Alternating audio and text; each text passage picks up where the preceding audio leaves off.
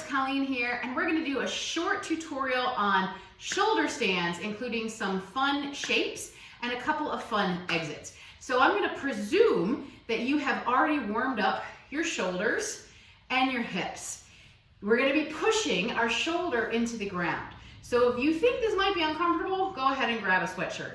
Let me show you what we're going to do first, and then we'll break it down.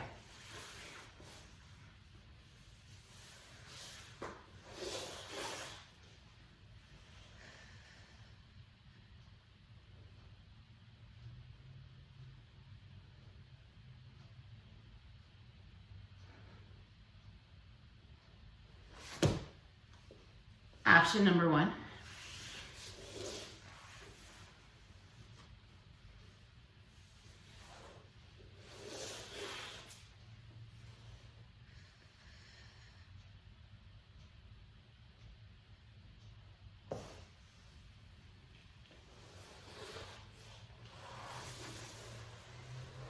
Option number two.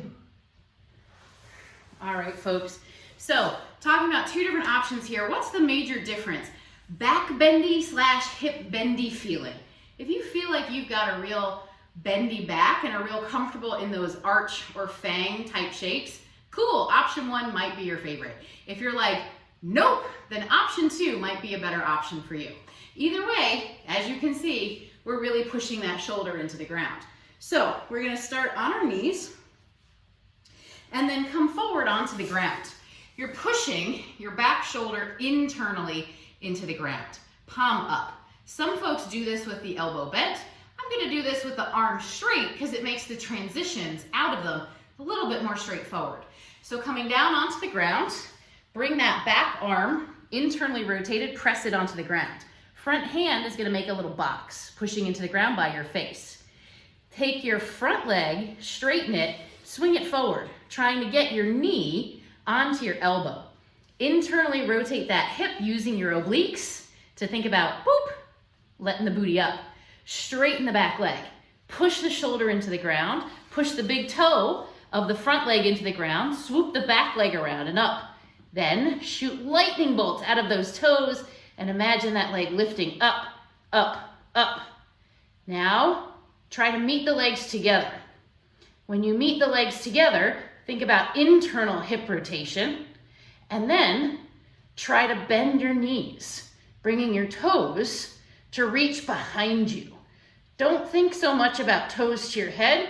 Think about toes to reach behind you. Keep pushing your bottom shoulder into the ground. Maintain the tension in your butt and in your back, and then slowly roll down. Think of chest, belly, hips.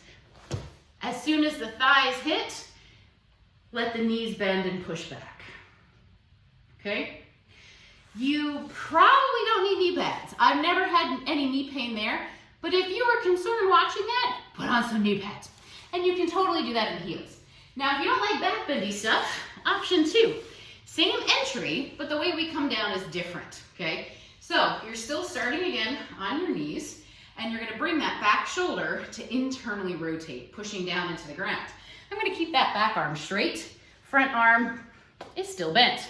Swing the front leg forward, internally rotate the hips, straighten the back leg. Swing it forward, same entrance. Swoop it around. Bring it up into that split. See if you can lift. See if you can lift into the straight leg position. Then come back down.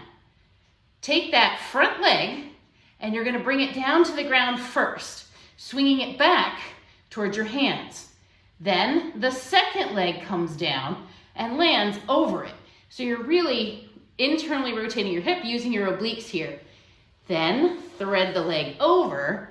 This helps accentuate this booty motion, pushing through the tops of your feet to then roll down onto your side. Keep this motion rolling, opening, letting the top leg swing over the bottom leg to end in an arched and open position on the floor.